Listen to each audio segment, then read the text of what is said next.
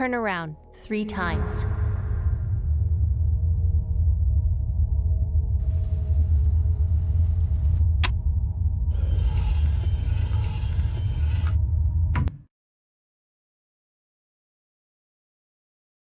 Start shooting.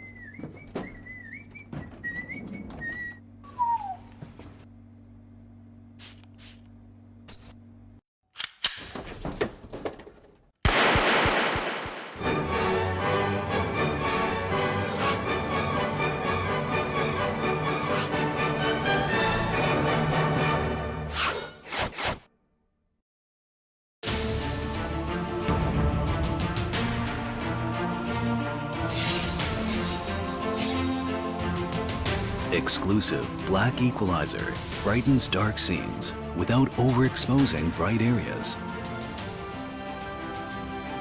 Use the S switch to quickly access the setting and switch between save modes.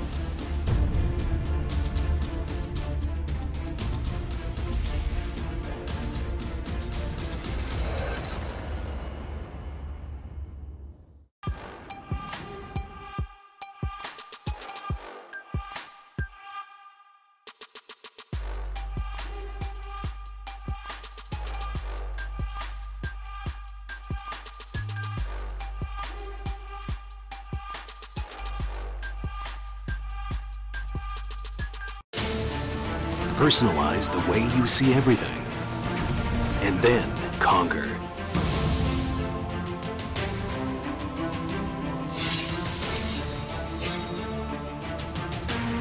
Exclusive black equalizer brightens dark scenes without overexposing bright areas. Use the S switch to quickly access the setting and switch between save modes. Adjust the angle effortlessly for maximum comfort.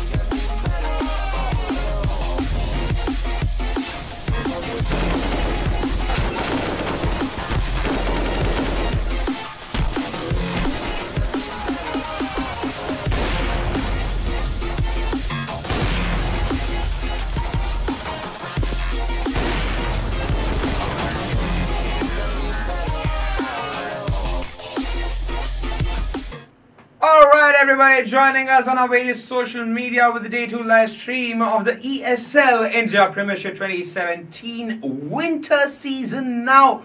Yes, we've finally hit the final padao, as we like to call it in Hindi. We started off this journey with the summer season. We went ahead, finished the summer season finale in Bombay in July. Then we went ahead, did an extensive fall season, which the finale for which ended in the Hyderabad Comic Con pretty recently. And now we are starting, in a way speaking, because we are still 1 day short, 1 day old actually with the live stream, because it's the day 2 of the live stream of the ESL India Premiership 2017 winter season, brought to you by Omen, by HP, HyperX and Zawi by BenQ, and of course organized by us, Nordvin Gaming. I'm your host Vagish Godslayaban, and usually you end up seeing Angela, who is the person who takes you through all the web streams and all the live games. Today I'm here. So quickly let's take a look at the first game. It is Clash Royale best of 5 game between Deepak Mehu Mehta and Sushil Abhi. Now both of these characters, I like to call them characters because I happened to meet them at the Hyderabad Comic Con during the fall season finale on the main stage,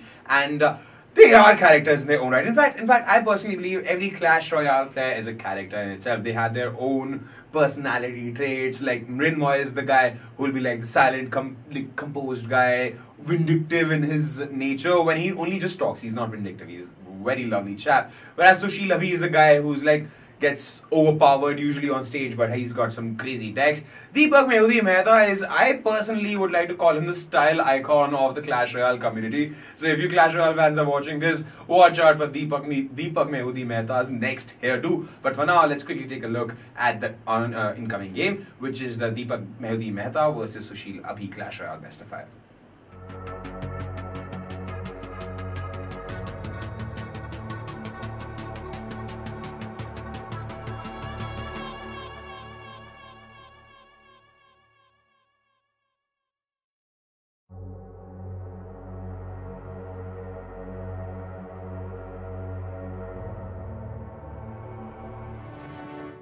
So, ladies and gentlemen, welcome back to the daily stream of the ESL India Premiership. This is the second day of the stream, but according to the matches, it's the third. And thank you, Vagish, for that intro. But let's get down to business. We have Sushil Abhi versus Deepak Mehu Mehta. Sushil showed such promise in the Challenges League, beating a lot of people quite decisively. But sadly, at the LAN finale, he did manage to get beat down by the veteran gentleman in the Masters League. But today, I guess he's going to show us some skills with his P.E.K.K.A Poison deck, I guess.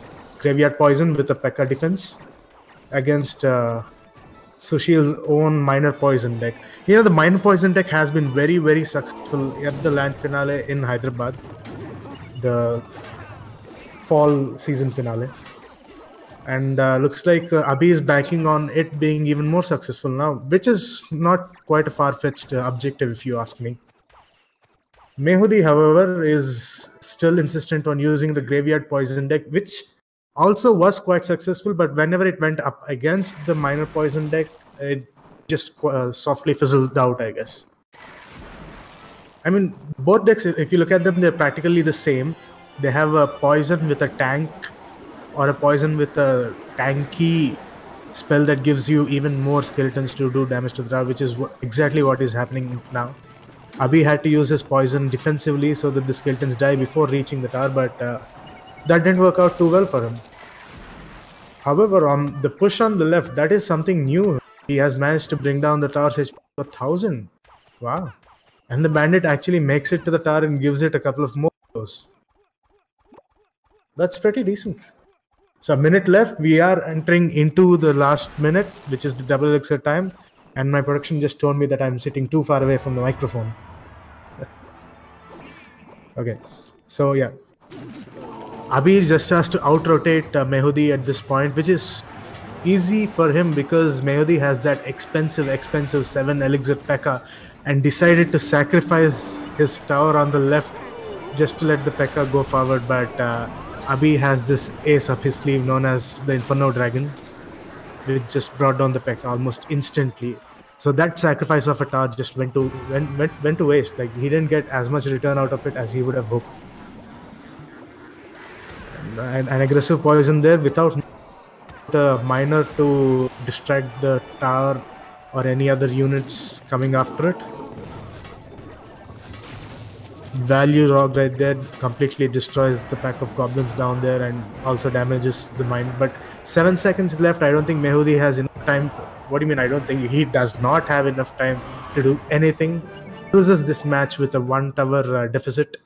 So giving the first victory in this series to Sushil Abhi. So 1-0 in favor of Abhi. Congratulations.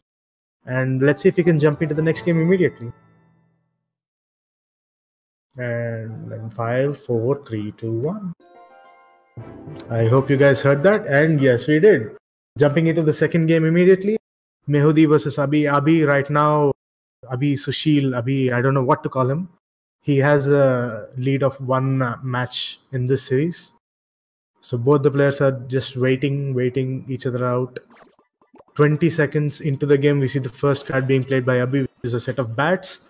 And oh, surprise! So Abhi is using the Inferno Dragon, but now he's to a Hog Cycle deck with a P.E.K.K.A. Sorry, with a Sparky. To which Deepak Mehta play with a Mega Knight deck. You know, nowadays I'm really enjoying the use of the Mega Knight, especially with another high damage unit behind him, like an Inferno Dragon or a Hog, or in this case, a Balloon. Oh wow. Yeah, so that Inferno Dragon has managed to lock on Balloon. It reaches the tower. No, it doesn't. It just steps out of the range and manages to hit the tower once for some huge damage. But now we see this P.E.K.K.A. Okay. So, fortunately for Mehu, he had the zap handy and was able to interrupt the P.E.K.K.A. And now the Ice Golem is steadily tanking the Inferno Dragon, while just one lone minion at half health is whacking away at it. Manages to use another set of bats to take the Inferno Dragon down finally, and also uses a miner to sort of chip away at Abhi's tower. The Inferno Dragon does manage to make it to the other side and has... But Mehu has a zap. Oh yeah, the damage does... the dragon does do some damage, but ultimately because of the zap, Mehu was able to avoid the worst of it. Entering the last minute, which is double elixir time, Mehu might finally start using his Mega Knight versus Abhi's Sparky, which did quite do a lot of damage elixir-wise to Mehu. He has to spend a lot of elixir using zap, using bats, using all the aerial units he has to sort of destroy it. And again, Mehu lets go of a balloon that manages to make its way across to Abhi's tower and hit it once, dropping the bomb for some huge damage. If he does that one more time, that's it. I think we can give this matchup to Mehu, and looks like he will be successful this time. There's nothing that's going to stop the balloon from hitting the tower at least once, and there we go. Abhi says, screw this, I'm going to sacrifice that tower and let's go up the Hog on the other side, but thanks to those set of 3 minions right there, the Hog only managed to capture 1 hit onto the tower. So 5 seconds left. Yeah, Abhi has realized that there's nothing he can do and has given up. Mehudi, being the sportsman he is, also managed to not do any BM and gracefully take this victory. So 1-1 right now, tied between Deepak, Mehudi, Mehta and Sushil, and looks like we'll get players take a little time for their next matchup, or in this case, let production take a little time for their next matchup. And I'd like to take this moment to thank people who are responsible for us seeing all of these exciting and interesting esports. We have Omen by HP, our title sponsor for the ESL India Premiership. We have Zoe by BenQ and HyperX. Of course, we at Nordwind Gaming are proud and happy to present to you these esports league called the ESL India Premiership every day at 6:30, starting with Clash, moving on to some CSGO and then some Dota 2. But enough about that. We're going to jump right into game 3 between Mehudi and Sushil Abhi. The score right now is tied at 1 each. And again, 20 seconds into the game, we might be seeing the first card being revealed from Mehudi, which is a Goblin Gang. How does Abhi reply to this? So he's playing a 3 Musketeer and a Ram deck, which is basically a blitzkrieg method of waiting until the last minute to let go of all your, firepower, bringing out the big guns at the end game. While Mehudi has decided to stick to using the Mega Knight and Balloon. He hasn't used the Mega Knight last game, surprisingly. But now he has an Evis, I guess, I don't know, to do what? The last deck was pretty fine without the Evis. Now his deck is just heavier, and I don't know what he plans to do with it, I guess. Well, it worked for him last time, and he's the... Again, as soon as I say that, I see his tower just melting away. 430 HP left from that small push from Abhi. He hasn't even used his powerhouse units. He hasn't used the 3 Musketeers. He hasn't used the Ram. And still he managed to do that much damage to the tower with just a set of minions and a miner. And using this sort of lull in the battle, Abhi has decided to place down his Elixir Collector. Mehudi has decided this is a good chance to let go of his firepower and drop the balloon down the right lane, which unfortunately only managed to get one hit off onto the tower before being destroyed by the defensive minion code played by Sushil. That miner is going to bring the tower down. There is 98 HP left. My mistake. Evis does manage to stop it in time, but for what? Yeah. Some big bad wolf just has to come along by and half and puff can just blow the tower down. Again, Mehudi decides to push on the right lane. Abhi finally lets go of his 3 Musketeers because it's the double elixir time, and this is when they truly shine. Again, the Loon manages to reach the tower to drop the bomb right in front of it, but it did not manage to get a hit off onto the tower. Oh, but a huge push on the right. Ram makes contact with the tower. Minion Horde slowly chipping away the Mega Knight, while the Miner and the Barbarian are destroying the tower. The Ice Golem manages to explode and kill Abhi's Minion Horde, but look at that. 15 seconds left. All he has to do is hit once more on the left, twice more on the right, and that's it. 10 seconds left. This is a 2-star victory for Abhi, and if he had maybe 10 seconds... No, it's not a 2-star, it's a 3-star victory. Whoa, congratulations. So I think at the end there, Deepak Mehudi Mehta did decide to sort of give up and not place any units. Just let Abhi have the 3-star victory, but a 3-star victory is a 3-star victory nonetheless. So 2-1 in favor of Sushil right now. And let's head into what might be... if Mehudi fails to win the next match, is going to be the last match of today's Clash Royale series, but let's hope that doesn't happen. Let's hope he comes back with some crazy deck and brings it all down to the line, brings it to game 5, where the next victory decides the winner. But let's go. Let's hope this isn't the last match. Mehudi versus right now of 2-1. Mehudi has decided to play a spawner deck, okay, with a bandit. Little twin barbarians being birthed out every few seconds. And Abhi has decided to stay with the deck that won him such a decisive victory in the last game.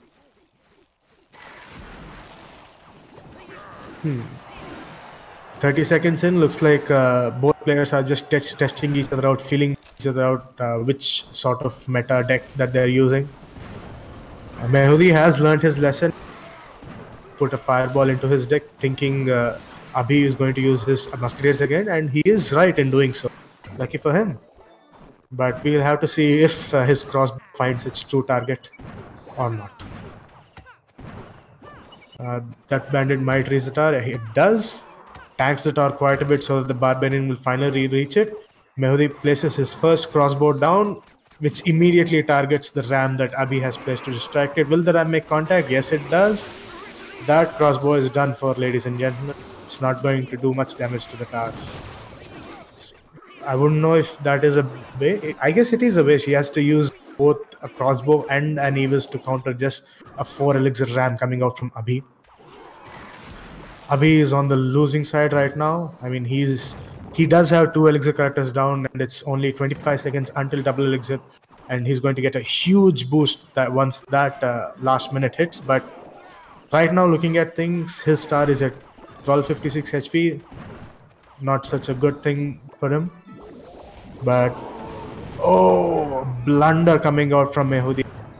Placed fireball right there, completely whiffing out. I mean, it does manage to hit one of the musketeers, but look at that. It did not do any value at all. And because of that, Mehu was unable to defend his right tower and just melted down.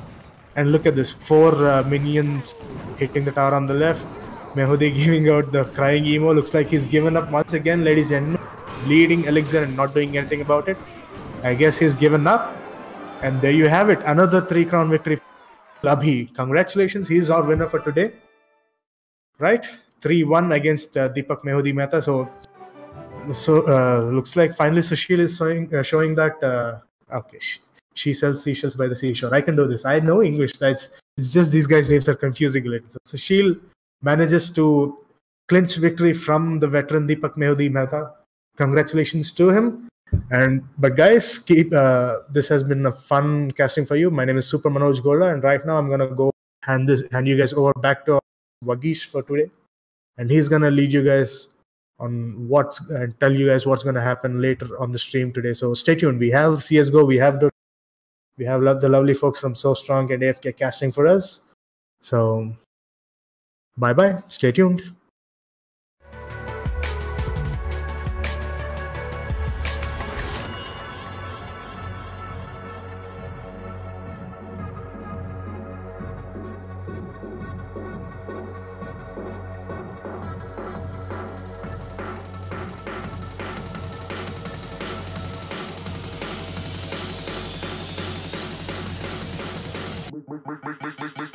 Make the ground shake.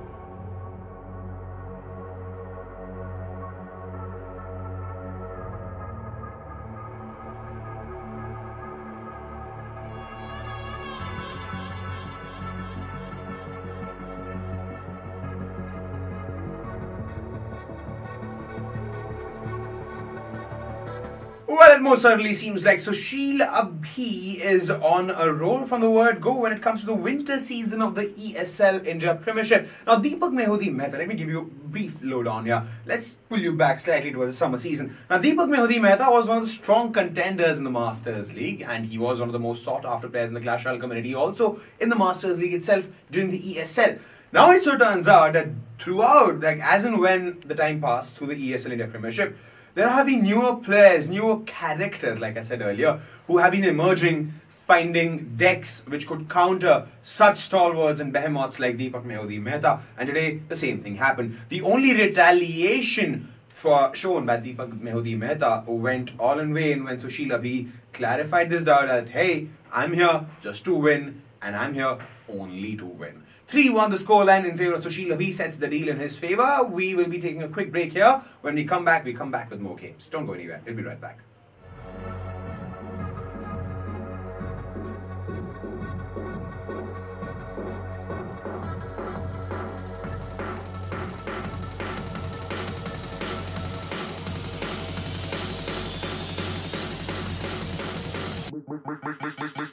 Make the ground shake.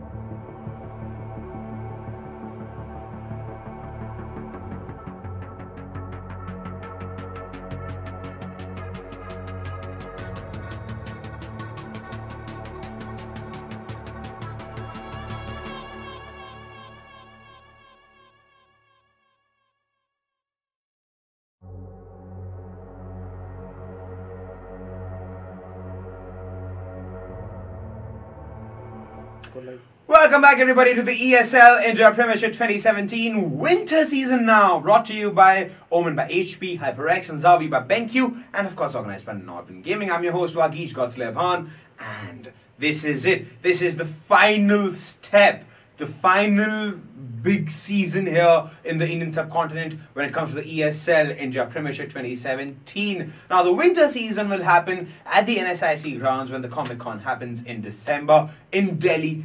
Bitter wins, and I'm pretty sure if you guys saw last year's Delhi Masters, a lot of teams needed hand warmers, and no, that sounded very wrong, but still, hand warmers. Alright, now cutting across from the joke, we have a Counter-Strike Global Offensive game in the offing between two very interesting teams. I'll tell you why they're interesting. Now, one of them is TMG, which previously used to be Equitus, also known as Prashant Prabhakar, the other head of So Strong Gaming. He used to play in this team along with his mates, and Trademark Gaming is the name of the team. They're from Bangalore, very strong contenders. They were not seen in the scene for quite some time, but slowly and steadily they crept their way into the Masters League from the bottom rungs. And they are here facing off against the runners-up of the fall season. Yes, you heard me right. Too Easy Gaming. Now, if you guys saw the live stream of the finale of the fall season, you would know why I'm giving so much of attention to a team like Too Easy Gaming. Not that they deserve any less of it. The only reason why I'm giving them so much attention is because the only time I saw some crazy competition being given now to Entity Gaming, which is supposedly India's one of the best Counter-Strike teams, well, they literally drew them out during the fall season finale. No, not many teams are capable of doing that. Not many teams are capable of doing that, and that's why Too Easy Gaming is now earned a special place in a lot of CSGO fans' heart, and that is why all of us should collectively sit down and watch this game between TMG and Too Easy Gaming coming up right now.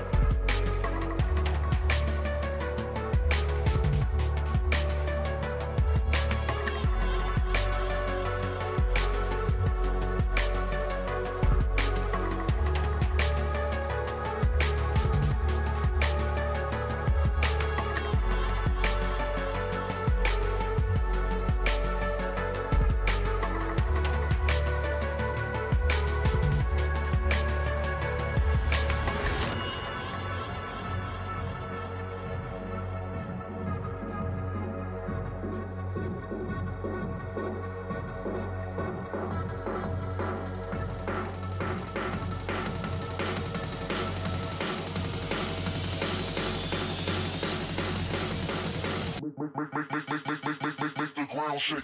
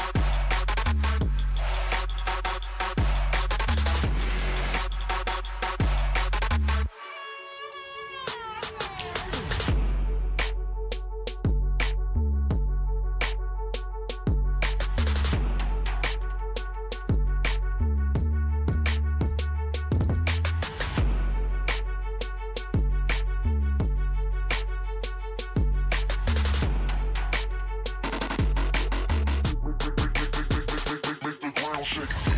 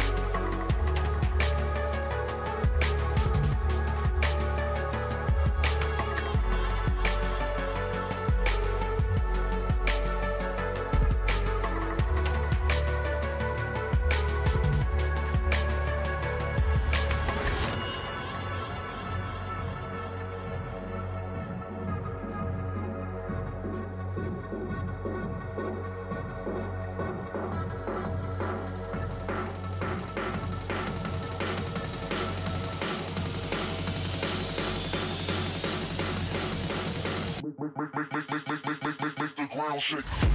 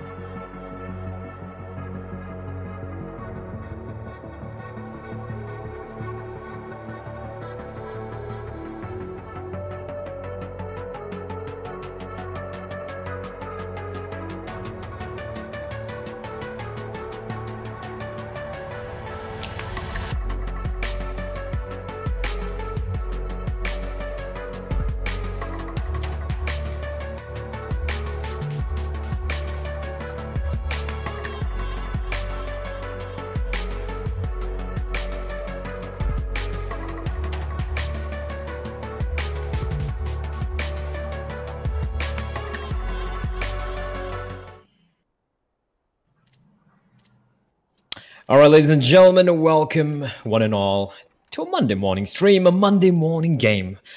Well, it's a Monday morning in some part of the world, not ours, of course, most probably North America, but we are about to go live here anyways. It is going to be too easy, who have been in indomitable form, the surprise of the year in my book. So they're going to be facing off here against TMG, who are playing the Challenger, in the Masters division because a player has been taken down. And Pasha opening things up. Spawn's going to fall. Rexy holding the line, though, will have to be caught out. Reloading, and that's not going to be good here.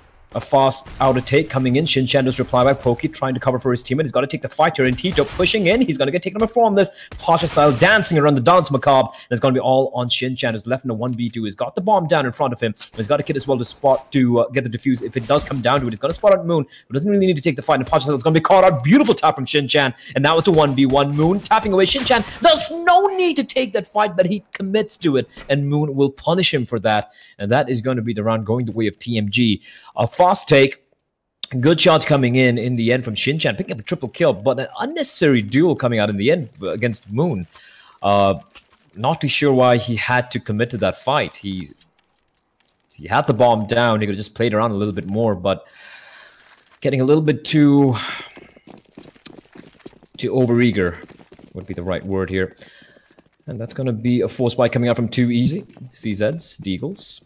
Shinchan and Pokey not investing anything into this. They're going to be going for a dual op setup by at least looking at the read here. It's going to be a fast out to take by a couple of players. It's going to be Petri with a Galil of his. He is one of those players who can be very, very annoying with that pre-fire with Galil. And there we go. Rexy's going to fall. He is, however, getting pressurized by a player right next to him. Tito's going to find AKS. In the meantime, Moon's going to reply by finding Pokey. Shinchan battling out. Petri should get this kill, and he will indeed. Doesn't take any point of damage, and he spots out another play towards Ivy. That is, of course, Spawn with the Deagle.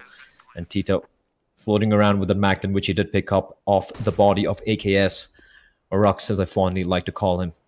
And he's getting hunted down by Formless. Formless making a lot of noise, not checking his back. That's a free kill for Tito, and that's more money in the bank. 2 kills for him. He can even swap over to the UMP here. And Spawn looking for another kill for himself as well. Routes off a couple of shots with a Deagle, but he should be caught out here by Moon, who will get the kill. He will not fail his shots, and now it's all on Tito, who is in a rough spot indeed. 1v3, if he gets another kill, that's more money in the bank. He should be happy with it. Moon's gonna come around the corner, though, with a tiny little shoulder peek, and Tito is gonna fall. Doesn't get 3 kills, just finds a couple, but he should be happy with the way that round played out at the very least for himself. He gets a little bit more extra money in the bank for him, for himself. And Shinchan and Pokey did go for the full eco, so we will be seeing an early op buy coming out in the 4th round. For now, however, it is going to be a full eco. Might be seeing a couple of P250. You do see P250 being bought up by Pokey, but that is about it.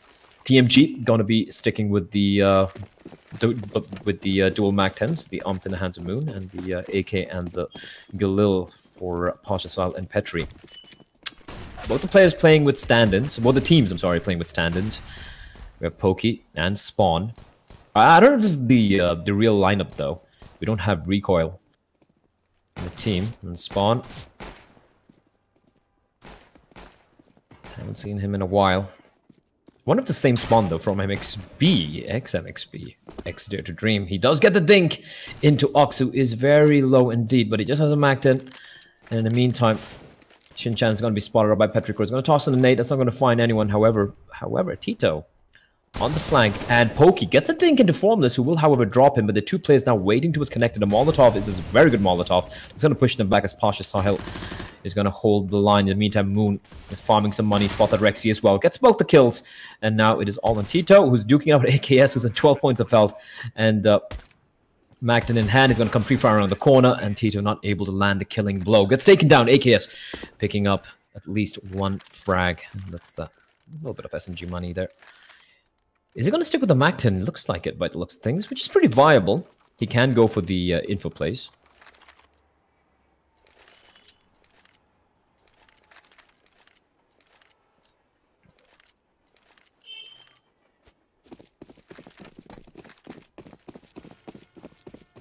I do see the big green gun. Surprisingly, though, I thought it would be a dual op setup, but it's just going to be Spawn wielding the big green gun.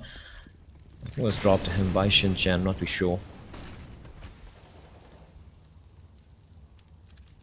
That's going to be Pokey opening things with a fast inner take coming in. Petri's going to walk through the smoke. I don't know where Pokey's holding. And Pokey finally is going to fall to Formless from above. But a trait might come in. Tito is going to spot him out. Great shot onto Formless. Bomb will get planted. However, it's Moon and AKS, and they have just SMGs to work with, the rifles and taking down. Moon holding the line, holding onto the site, flashbang up high, gonna blind all 4 members, but not that effective at AKS. He's picked up the AK-47. If Moon can get 1 kill, he could make things a little interesting, but he will fall. It's all on AKS, but that smoke is going to prevent Molotov from doing any damage. He's going to be spotted by Rexy, and Rexy's going to win the duel. The nade doing a bit of damage on the Shin-Chan, but he will stick in the end very, very comfortably. So first round of war for Too Easy. Pretty convincing, just losing 1 player in the process. I should be happy with the way that one played out. But TMG, right now, with the 2-round lead. Still early days, still very early days. Anything can happen.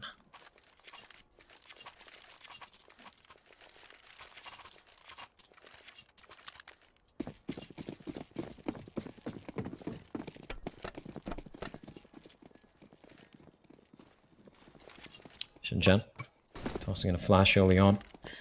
As TMG, 5 AK-47s, a lot of utility to work with as well. Is it taking fast control of Brown Halls? Formless is going for the pre-fire towards the lower slope, not spotting anyone out. It's Tito and Pokey playing the tag team combo towards inner. Shin-Chan floating outside towards E-boxes all by his lonesome. I'm not a big fan of this. At least Pop Dog is smoked off, but the smoke is going to dissipate the moment he reaches out here. This is a very risky positioning from him. Open has a spawn, where I think he has an inkling where AKS is, where Ox is holding. But Shin-Chan, this position is very, very rough. He can get taken down immediately, and there's no one to trade, at least immediately. The spawn, however, will reposition himself, plotting towards Team Mid. But the smoke in the inner bomb site, that's going to draw the rotation. Molotov's being tossed in, as CTs are being forced to expend their utility early on. Still a minute on the clock, bear in mind. And Pokey and Tito still holding the line. TMG doing pretty good work drawing out the utility. You can still see they have 3 smokes, 3 Molotovs to work with. As they are starting to marshal the forces together. Petri just floating around towards Team Mid, trying to spot someone out. And AKS is actually pushing pretty deep. He's going to check the corner, and he's going to spot out Rex, but he loses the duel, gets taken down. Rexy just crouching down beneath the bullets. That's a man advantage established early on. Now, Rexy is very low indeed. Now, Shin-Chan. Well, this could be huge. A Molotov is going to push him back, however. And that's going to be interplay coming in. And Tito and Pokey trying to hold the line. It's going to be Pokey. He's going to find a kill before he gets taken. And Tito Savage going for the spray. Finds a kill. Will he be able to get a second one? No, he won't. Moon's going to find him. But then Spawn comes to the rescue. Finds a kill. But Moon, all by his lonesome, not able to clutch out a 1v4. He gets 2. But in the end, it was not to be. He gets taken down as Too Easy. Get to the second round. Loses 3 players. Not going to be too happy about that. But this is an interesting scenario we find ourselves in. The money's not great for TMG, but Petri can buy, and Moon is on 10k. So he's going to be dropping a lot of weapons for his teammates, and he's going to have enough to buy for himself as well. So they might not be expecting this. Tito is gone for the MP9 buy, and Too Easy have called for a timeout.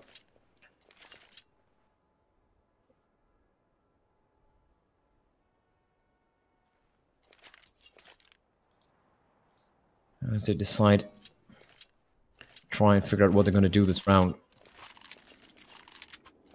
Of course, this is the online rule set, so the timeouts are 2 minutes, not the usual 30 seconds we have.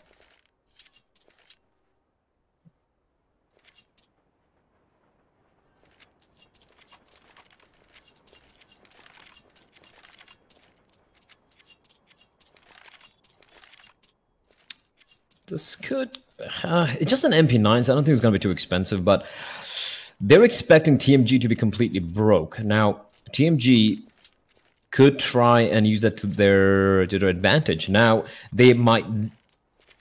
I don't think TMG will expect Too Easy... I mean, I don't know, right? Like, so TMG should have gone for an eco, but Moon having $10,000 is what allowed them to go for this force buy. It's not really a force buy, it's a pretty decent buy altogether. Petri's still not bought up yet. Now, this could come and bite Too Easy in the butt if TMG goes for a fast play that might not be expecting it. But then again, I don't think TMG are going to be going for any fast play. They have a lot of utility. They're going to take their time, and that's going to be a tell to Too Easy that, hey, all right, these guys have guns. Might as well just play this with our default instead of just pushing and trying to, just get the kills. Which shouldn't be happening as we just have 20 seconds remaining. Should be resuming with the game real quickly.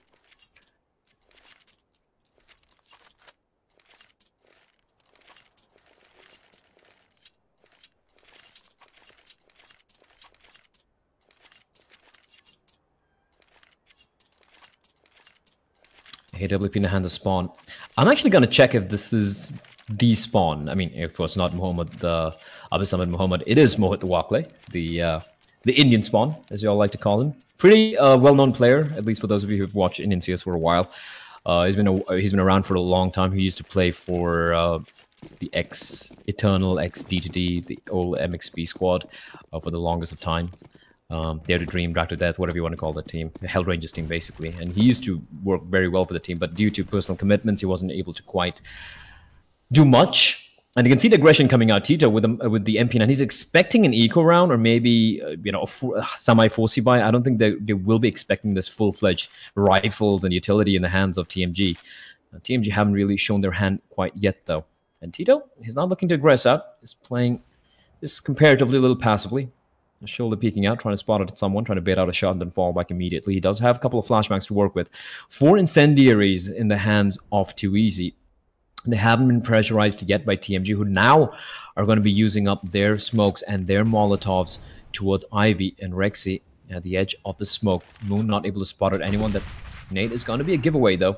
It's actually going to just tickle Ux a bit. Doesn't do much damage, just 8 points of health getting taken away.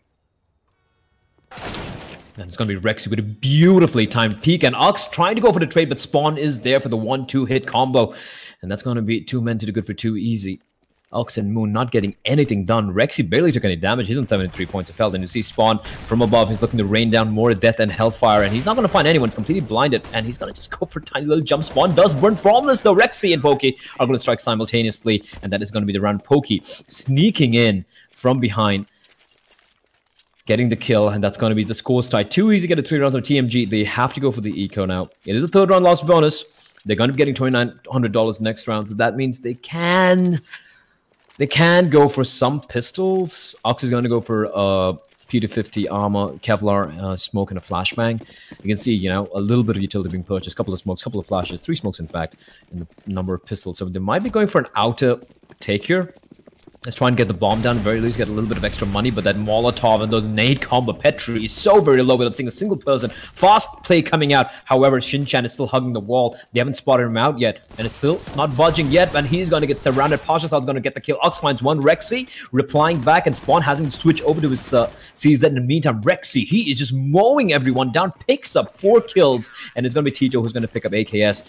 Rexy just going to town with the UMP, 4 kills for him, and TMG not able to get the bomb down. They do get a couple of kills, but I don't think Too Easy are going to be too worried about it because they started to build up a decent sum of economy as well. As the guns are going to come out. Rexy swapping over to the M4, or is he going to stick around with the UMP? He is going to indeed stick around with the UMP.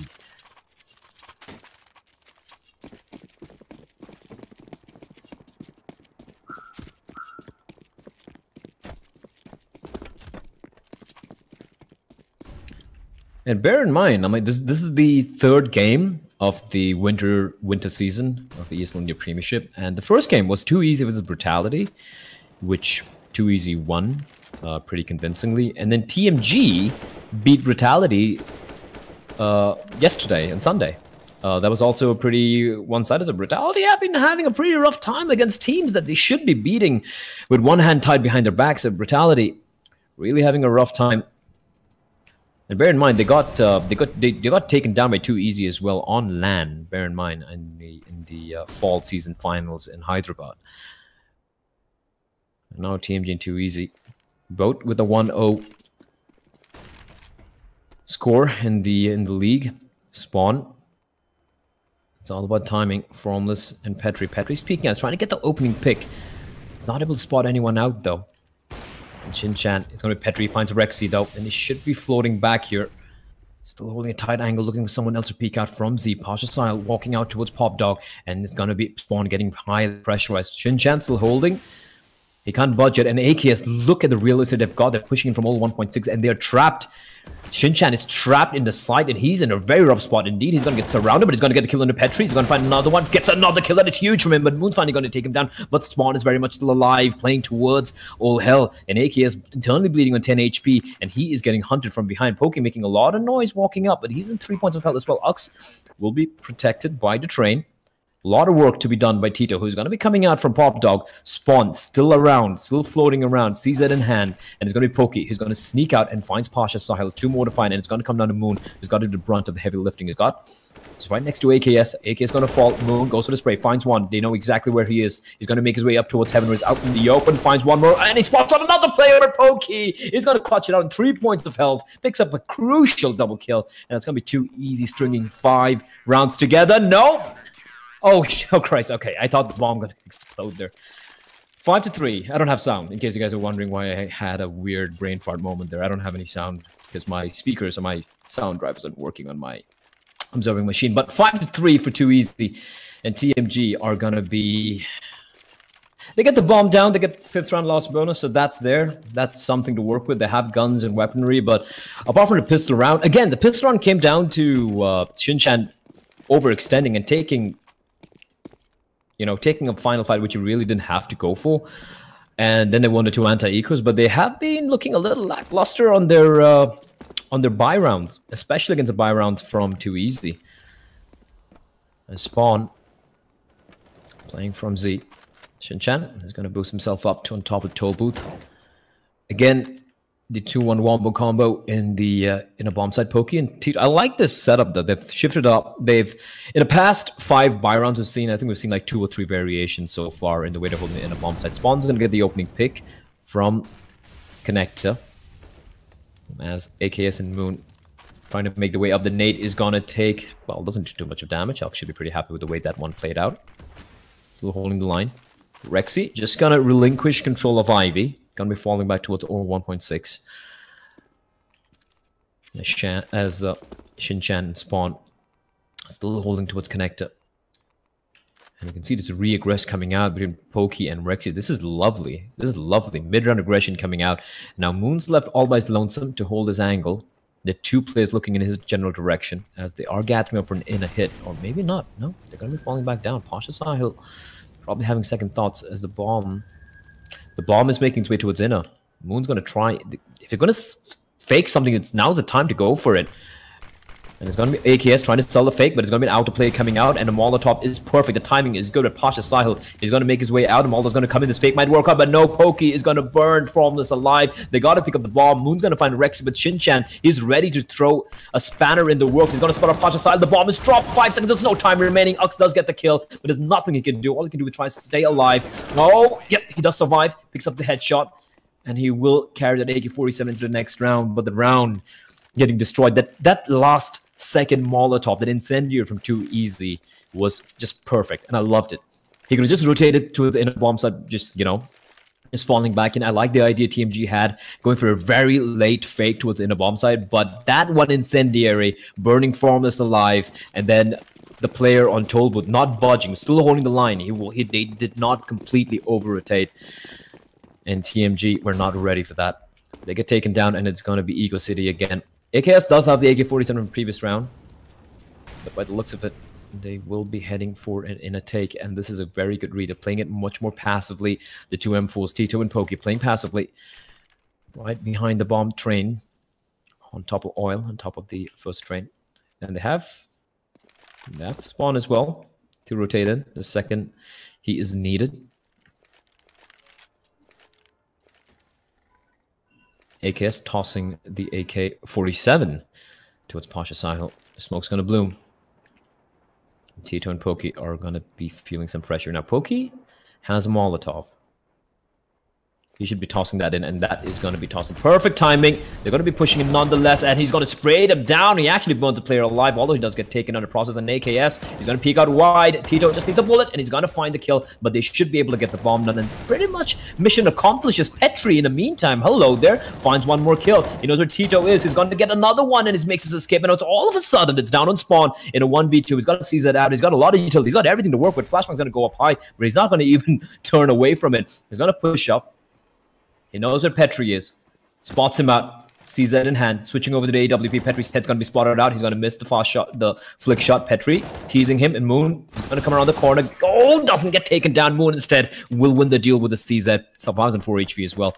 And he will pick up an AWP as the winnings for that round. And that's going to be the first round on board for TMG in quite a while, in 6 rounds. In 7 rounds, in fact. And too easy, finally giving up a round. And bear in mind, although they were winning some rounds convincingly, the past few rounds they won, it came down to like 1 player or 2 players staying alive. So the money's not looking that healthy. And if they lose this round, their money will get reset. And that has got to be a worrying thought in their minds at the moment. They have an ump in the hand to spawn. 4 M4s. Decent sum of deciding to go for the incendiaries rather than, you know, flashes and nades. And what is this push coming in? This is so ballsy. This is so very ballsy from Too Easy. Look at the amount of information they've gleaned. Look at how much information they have here. This could be, oh, this could be brutal. This could be brutal. TMG have no clue. They're about to get taken from behind. No lube. Pasha's going to find Pokey, though. Pokey feeling a little too adventurous, but Tito, the bomb's right in front of him, and he's going to walk out. He's going to spot out Petri if he walks out a little bit further. He's got 2 angles to check, and Petri, the nade's going to be a giveaway. He's going to walk out, and Tito, patient play, but the flashbang is brutal. He gets blinded by the flashbang, but Rexy does reply back. He strikes, and he gets 2, but the bomb is in the hands of Tito. And Shinchan, he's far, far away. How long can Tito hold on to this? There's still 46 seconds on the clock to work with the TMG. They can just gather up together, marshal the forces, and go for the C4 together. I can see Moon. AKS just rattling a few warning shots on Shinchan right beneath Heaven. And Tito, he's going to relinquish the bomb control. Actually, no, he goes for the battle. He finds AKS as well, but that's a giveaway. Now they know exactly where he is. Now, this is a time where Rexy repositions himself, and he's going to reposition himself in a great position. And Tito doing a smart thing, falling back. They're going to have to force their way in. I don't know why Shinchan's pushing out, but he's going to push out, and he's going to get the kill as well. And that is going to be round number 7 with Too Easy. For a moment there, it looked like it'd be much more cleaner, but then TMG managing to get the opening 2 kills, making things a little worrisome for Too Easy, but in the end, it was not to be. Great play there from Tito Savage. He's sitting pretty on 10 kills, 12 for Rexy, who has been dominant in the outer bomb site. Always getting crucial double kills whenever it's required. For TMG, it's going to be Eco City again.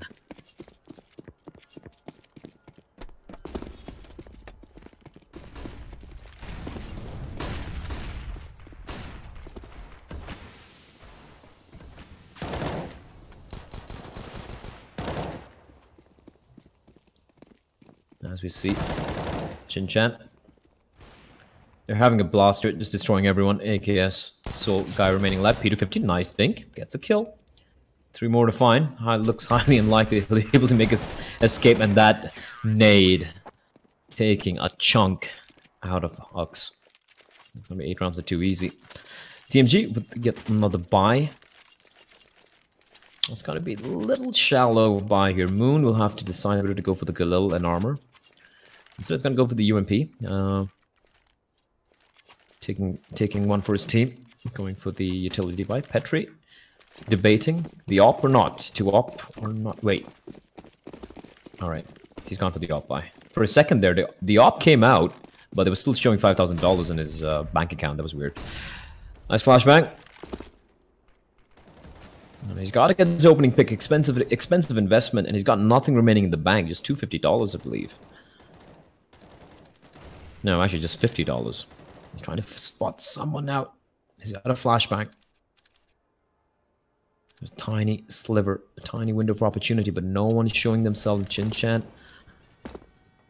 Petri trying to bait out something, but he should be careful. He's got no armor.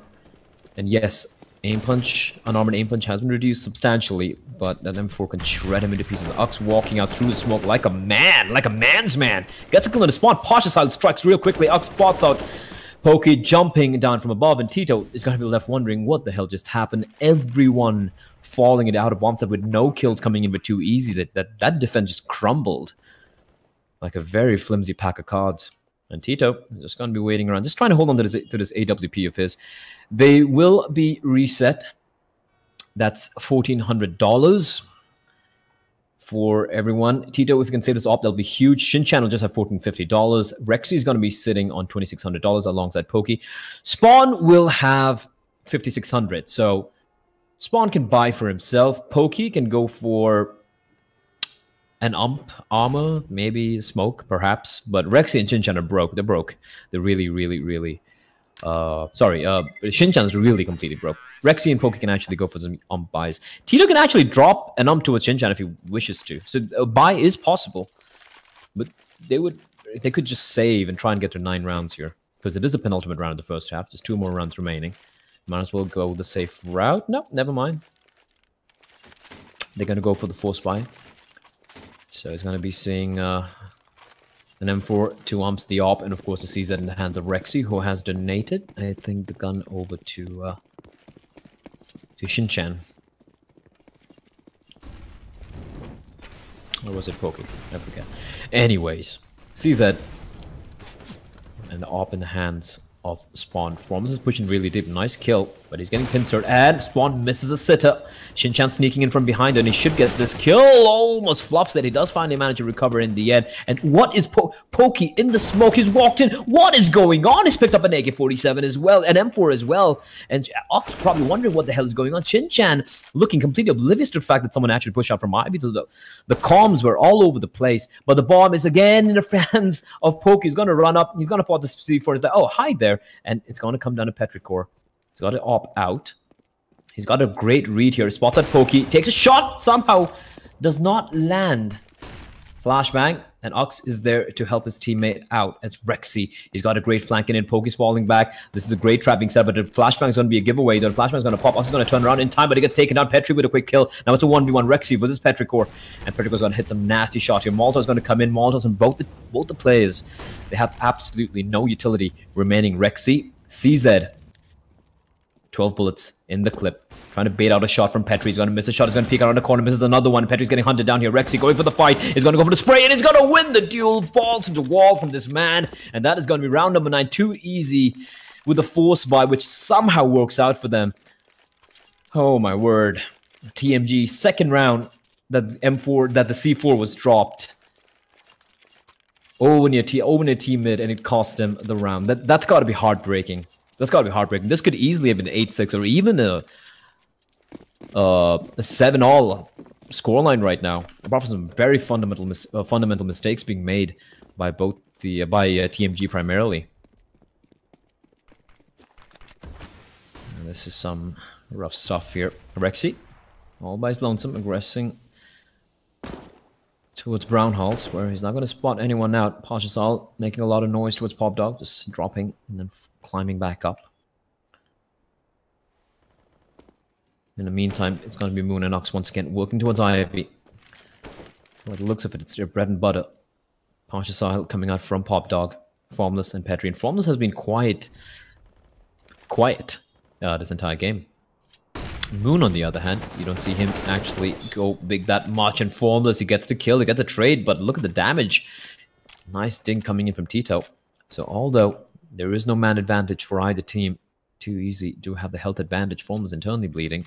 He's got the bomb as well. Pashasal waiting for an aggression from the CTs, who will be playing it safe now.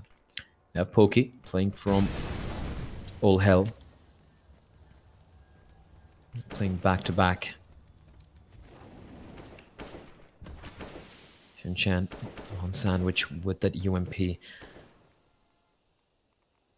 And Moon is going to be left alone by his lonesome, just holding at Ivy, daring someone to peek out, but the bomb is making its way very quickly towards the inner bomb site. And Spawn has repositioned himself, relocated himself. They have no eyes over at Ivy as well, so expecting a T to come in from CD Spawn, which is the case. Moon is making his way. There's racking up a lot of bullets as well, but the play is going to be coming in, and Pashasal, what a beautiful opening kill. But look at Rexy. Look at Rexy's positioning. If he sneaks out here, he can actually just prevent a plant, and the plant will not happen. Oxygen taken. There's no time remaining, and they've lost the round. Rexy doing his best in that position, just holding onto the side, doing his best Metal Gear Solid impression, and all he had to do was prevent a bomb plant from taking place. There was no time remaining in TMG. Oh man, that's got to be gutting.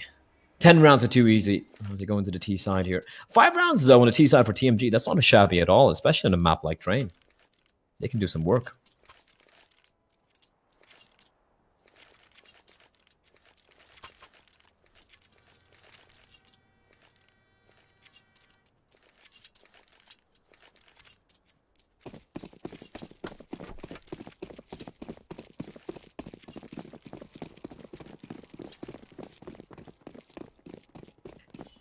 Too easy. Okay, this is an interesting play coming in. Formla's going to be leading with a USP. It spots out one. That's a C4 down. And Pokey replying by real quickly finds one more. But Moon with a 1-2 tap of death. He finds both the kills. He's going to have time to reload as well. He hasn't taken any damage. And it's going to be Shin-Chan taking the fight. And at that distance, that USP can be deadly. But it's going to be Spot pushing in. Moon, he will not fail his shots. 1 bullet remaining. That's okay. He's going to pick up the quad kill. Moon is just beasting at the moment, saving his team from what looked like a round lost. And TMG, they get to 6 rounds. They win both the pistol rounds and in style. Moon with a highlight-worthy 4K with the USP. And he is just beasting right now for his team.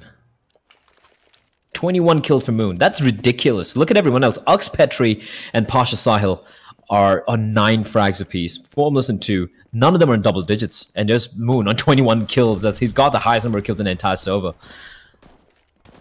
And let me tell you, you don't see this that often. Moon isn't known as a hard carry of this team. Does have the aim.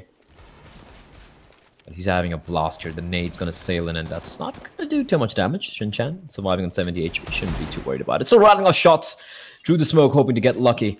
Yes, it is a force buy all around from every player here. They didn't, of course, get the bomb down, so no bonus money. 4 Deegs, a P to 50, and Kevlar on each and every single one of them. No more utility remaining. Ux taking a fight. Really doesn't need to. He's going to get taken out by Rexy. Beautiful shot with the Desert Eagle. And here they come barreling out towards the outer side, but Petri is holding the line with that FAMAS of his. He need backup as well. Molotov is going to be a giveaway. Formless spots out a player. Nice pre-fire to find Pokey's head. Rexy spots up, but a beautiful shot again from Rexy. This guy's Deagle's insane, and Tito is going to strike as well. It's all going to come down to Moon again, the hero of the hour. But Rexy, what are you even doing? 3-1 Deegs. And Pasha Sahil is going to be wondering what is even going on. They haven't got the bomb down though, but Tito is there to find a kill from behind Rexy. So very sexy with a deagle of his. 11-6, and TMG have just got curb stomped on that round by Rexy. Single-handedly picking up 3 kills with the hand cannon. That has just got to hurt.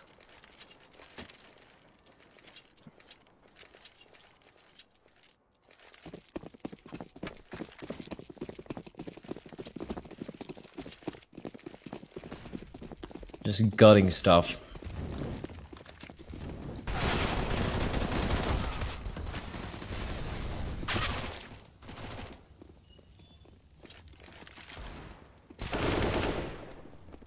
Oh, like, what do you say to that? What do you say to, I mean, what do you say to that? You can't get ecoed like that, and now, well, it was an eco round, so that's there. Just a complete whitewash. But 12-6 now for Too Easy. And that's the thing with these guys. You give them an inch, and that's one thing I've noticed about Too Easy playing ever since we saw them at the LAN when they reached the grand finals. They had a very close game as well against Entity. Although they lost 2-0, it was pretty close. Ux in the meantime gets a kill. Ux finds another one. Ux, okay. Giving them a taste of their own medicine, but Pokey with a fadeaway spray leaves just Pasha Sahil standing alone towards Pop Dog. There's no drop down, and it's Rexy waiting for him to drop down to farm a little bit of SMG money. Gets a kill. Pokey picking up a triple with that ump. That's money in the bank for both Rexy and for Pokey. They're going to be upgrading the weaponry. The AWP getting dropped to spawn once more. And the TMG 13-6. Too Easy need 3 more rounds, and TMG have a lot of work to do.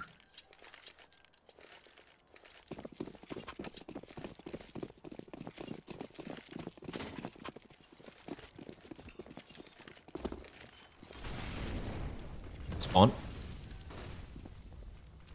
Trying to find something, just going for a random shot. Pasha Sahil.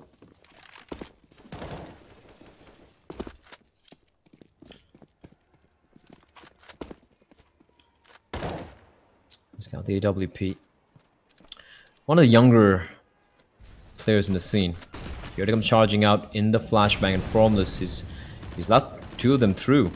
That 2 of them through, and Pasha is going to spawn. Formless not gathering information as well, and he's going to get taken down. That was sloppy. That was very sloppy from Formless.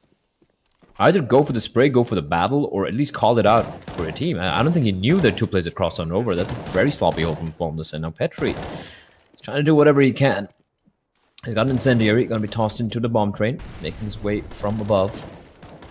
And Moon is going to find Rexy. Once again, Moon going to work. There's a guy waiting on the oil train. It's going to be Petri. He's going to win the duel. However, now it is looking interesting. 2v3. They do have no smokes, though. And Molotov is going to be a problem. Shin-Chan trying to be a hero. Molotov is going to come out, and it's all on Spawn, waiting in the smoke. And it's going to be a problem. He's going to burn a player alive. He's trying to delay him for as long as possible. And Petri just knifing in the smoke. But Spawn's going to get the kill. Now it's a 1v1. He's going to go for the shoulder bait. Ux just rattling off shots. He taps the bomb again. He's got to make his escape. There's no time remaining. And Spawn, the hero of the hour, he will survive. Actually, he won't survive, but he saves the round. 14-6, a 1v3, no problem. The timing on that Molotov was perfect. And a little surprised that, I mean, again, on hindsight, Petri could have gone for the spray through the smoke. A little surprised that he went for the knife. I was expecting him to run out in the smoke, I guess. But yeah, I mean, Spawn playing it perfectly. And even against Petrichor, great shot with the P250, winning the duel. And then just teasing Ux, ensuring he doesn't have any time to go for the defuse. As TMG showing a little bit of composure, not going for the forced buy. Even though it is map point fast, Molotov's coming out though, and it is going to be Tito who falls, and Ox finds a couple of kills, and people falling left, right, and center. Petri, he needed to get that kill, he won't, and now it's in Pasha Silent Formless, who's been spotted out, caught in a rough spot, but he gets the kill. Now it's a 1v2 with Shin-Chan against two players, and they're both very low. He's going to find Formless, a headshot nonetheless, a little bit of overkill, and Pasha Silent with the Desert Eagle. Can he pull this one off? He spots out Shin-Chan, routes a couple of shots, not able to quite land it though, and spots him out again. Another shot making his way towards the bomb train. Shin-Chan, he's got the bomb in his back, and Pasha Silent on the bomb train. Can he get the headshot is the question. I don't think he has any idea where Shin-Chan is, and he's slowly sneaking up here on the bomb train. Spots up Pasha Silent, will have no trouble getting the quad kill and the 1v2 clutch. 15 rounds for Too Easy is to get to map and match point. And TMG, well, they have the bye, but 9 rounds in a row could be a little too much to ask for.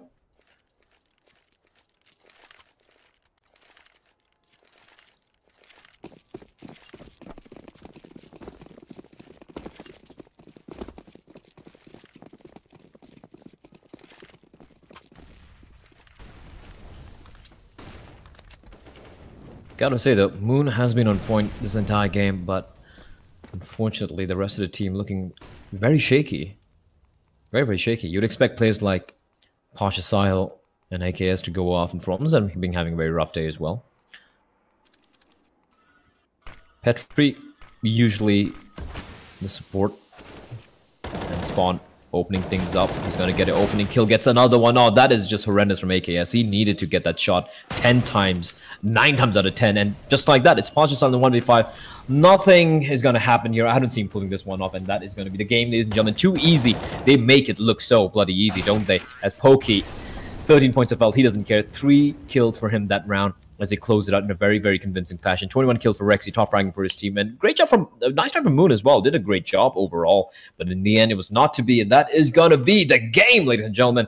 Thank you for tuning in. My name is Blair. Hope you guys enjoyed the stream. And I'll see you guys tomorrow. GG, well played. Adios.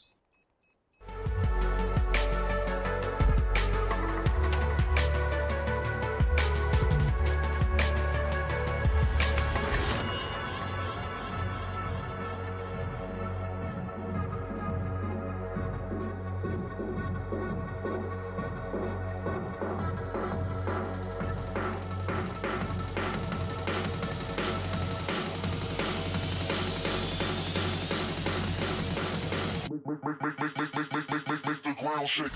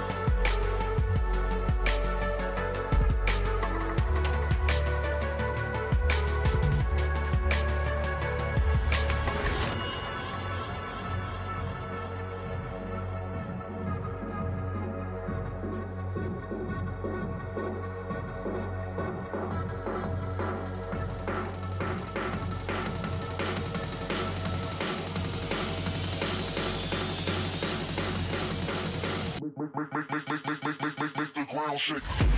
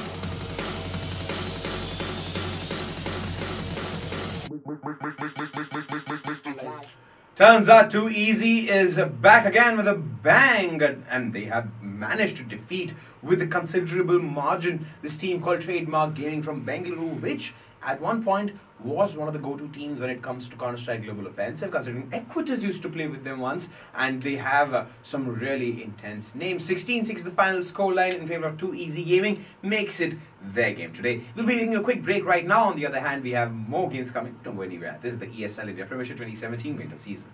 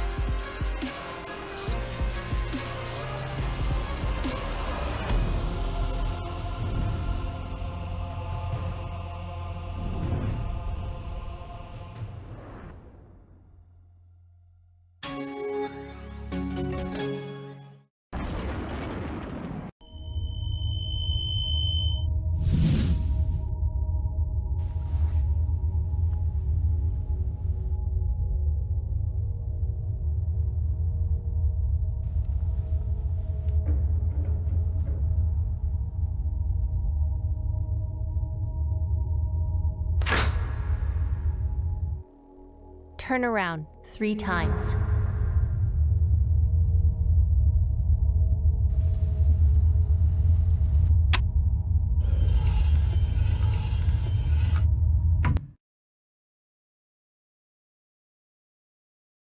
Start shooting.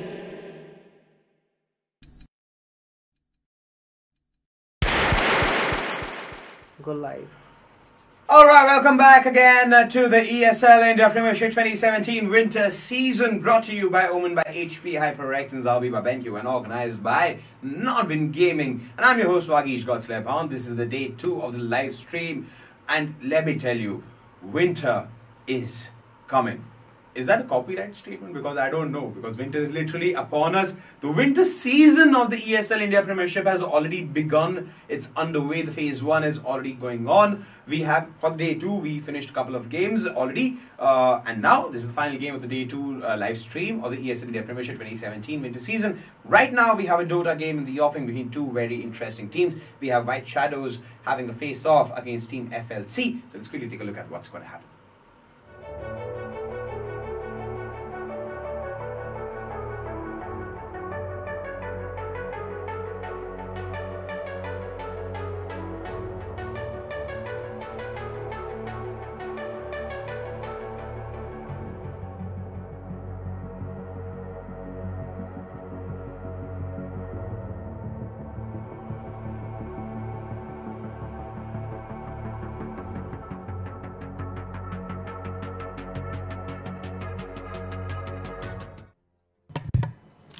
And a big warm welcome back to everybody tuning in for the ESL India Premiership. We're back for the winter season. It's phase 1 of the new season kicking off here. I'm CloudX, with me, a new face, a new voice. Loki's gonna be joining in. What's up, Loki? 5 seconds remaining. Yeah, Loki's forgotten to unmute his mic. Rookie mistake 101. This happens to everybody. I'll wait for him to jump in. But while that's happening, White Shadows are going to go ahead and ban out that Spirit Breaker as their first ban. Well, FLC, 5 little chimps. That's what they're calling themselves. Hence, FLC. They're going to go with the Axe ban. Okay, this is totally unconventional. And I was not prepared for an Axe first ban. To be honest, I wasn't prepared. Seconds remaining. Right, welcome back. Welcome back, Loki. Made the rookie mistake of not unmuting. Yes, I surely did, CloudX. Well done, boy. Well done. Yeah. First timer, man. Cut me some slack. Come on. Yeah, we'll cut you some slack. Anyway, White Shadows, they've already jumped into the draft. We've got a Nature's Prophet ban out coming out from FLC. An Axe coming out as a ban from them as well. Not too sure what the Axe ban's about, but Nature's Prophet is something I can get behind. Looks like we have a really different kind of a meta here from the traditional things which we see. I mean, we used to see Necrophos bans, Venomancer bans, Wisp bans, but no, we have an Axe ban from 5 Little Chimps here and a Furion ban, which is respectable. And White Shadows, their bans are Earthshaker and Spirit Breaker. I mean, they're okay, I guess. But the Axe ban is really... Shadows. I mean, we did see White Shadows at the ESL India Premiership LAN, and we've also seen them at a few other LANs in the past. I believe we saw them at the Arena as well. They're not a terrible team, I have to say. They've still got a few names that are worthy of being feared. For example, Snacks, their captain who's doing their draft.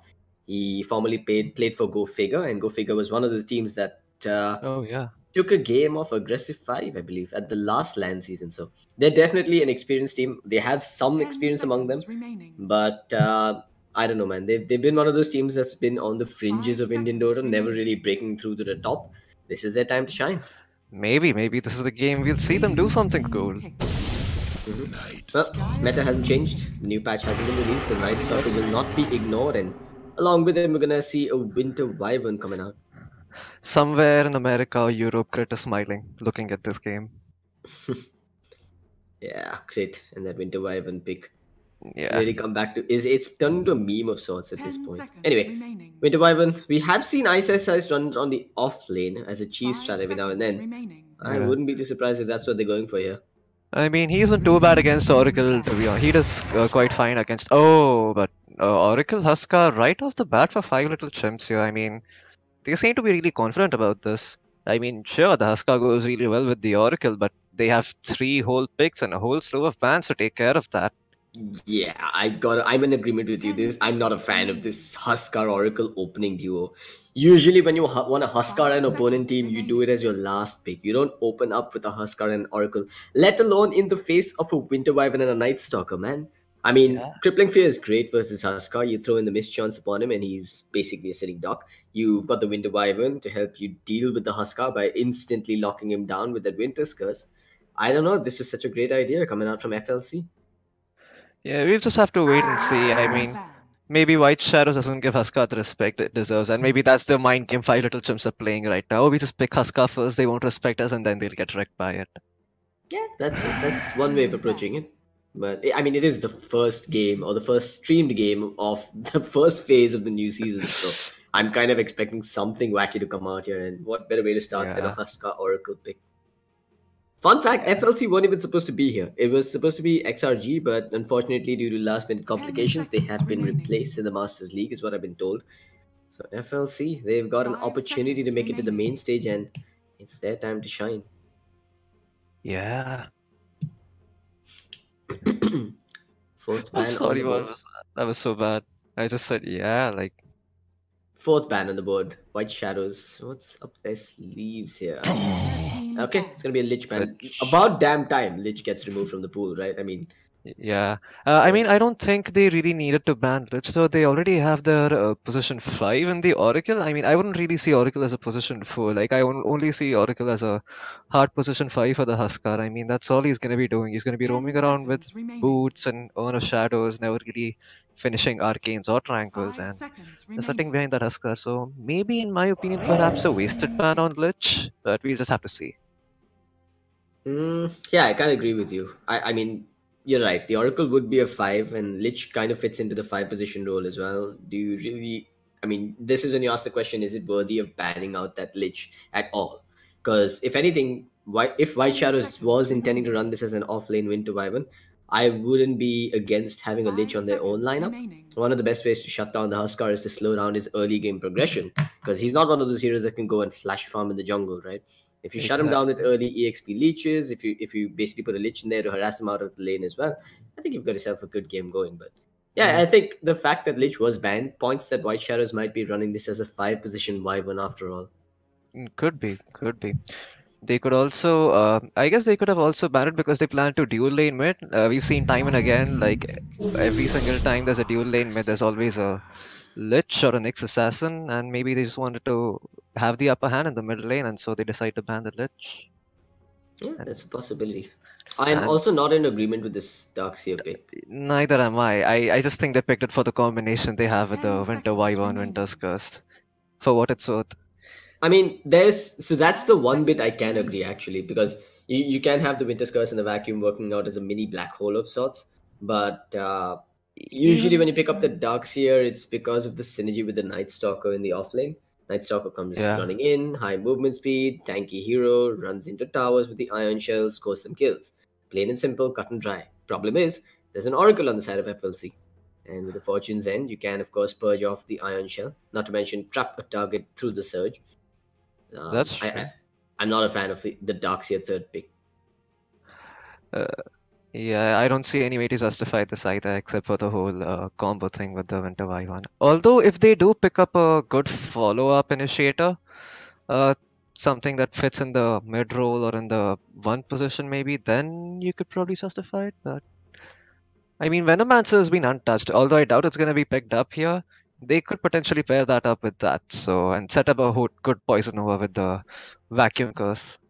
Well, actually, now that you mention it, the Venomancer not being picked is an opening for FLC to pick it up here. Because honestly, I think with the Oracle and the Huskar, you've sort of protected yourself versus the Venomancer. But I don't see anything protecting White Shadows from him. No, definitely. I think that's true. But they pick a Silencer. Not quite sure how I feel about that. I mean, they have the right tools to shut the Silencer down. What do you think this is? I'm not quite sure where the Silencer goes. Is he going mid or is he going in the support position right now? What do you think, Cloudex? 10 seconds remaining. I want to say this is a support 4 position silencer. 5 seconds It's still very open-ended, right? Because honestly, we don't know Yeah. anything about 5 Little Chimps. We've never seen them play. But if I were to speculate about combinations or lane combinations, it's very likely that this could be a dual mid with the Oracle and the Huskar. and then the silencer could basically babysit and zone out the offlaner while babysitting his own carry in the safe lane. For that, FLC are going to need something that can deal with the darks here in a one-on-one situation, and that usually points towards a hero with either really high amounts of regenerative capabilities to deal with the ion shell spams, or someone that can destroy creeps in a jiffy to get rid of the ion shell in the first place. Or someone who builds an iron talent right away. Yeah, but the problem is, even with the ion talent, you're still going to take a few hits going into that ion shell. I mean, that's where you go. I mean, I don't know, but like my way of dealing with that is just like going double sets of regen and salve and then buying the facility or whatever. Agreed. That's one way of dealing with it. Oh, I like this. I like White Shadows going with the Monkey King. Monkey King is actually really strong against the Husk. I mean, if he gets his farm going and he gets something like an early Desolator or maybe even an early Echo Saber, this Huskar is going to have some real problems trying to move around in team fights when the Wukong's command gets laid down. Better way to shut down the Huskar than with physical damage and some stuns of your own. Monkey King brings both to the table. Yeah.